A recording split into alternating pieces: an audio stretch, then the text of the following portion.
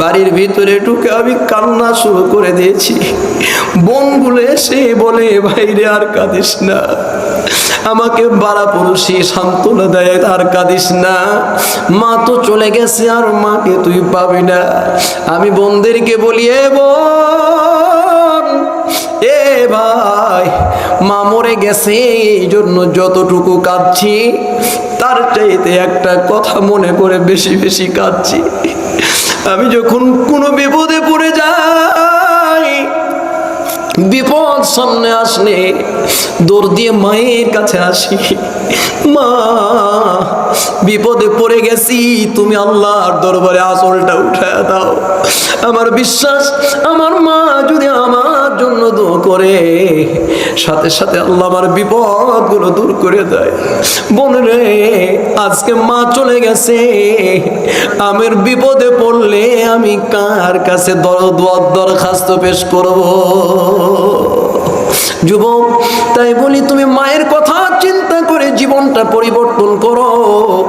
ইমাম শাফিঈ রাহমাতুল্লাহ আলাইহি বলতেছেন, আমার মায়ের এইরকম পা ম্যাসেজ করতে করতে যখন দেখি আমার মায়ের অনুভূতি আর নাই, মানে ঘুমিয়ে পড়েছে, তখন আস্তে করে মায়ের পায়ের তালুটাকে আমি জিহ্বা দিয়ে চেটে চেটে পরিষ্কার করে দেই। ও যুবক, ইমাম শাফি এমনি ইমাম শাফিঈ হয় নাই। একদিন মা এইরকম আলগা ঘুমোয়, অস্থির। আমি মায়ের যখন আঙ্গুলগুলো জিহ্বা দিয়ে পরিষ্কার করা শুরু করেছি, তখন আমার মা জেগে গিয়ে বলছে, বাবা মোহাম্মদ কি করছিস? মাকে বললাম, মা তুমি তো ভাবছো তোমার পা আমি চেটে চেটে পরিষ্কার করছি। না রে মা, না।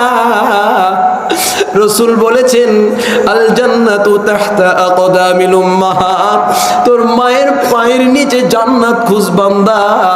আমি তারই নিয়তে মা তোমার পা না চেটে আল্লাহর জান্নাত চেটে চেটে পরিষ্কার করি।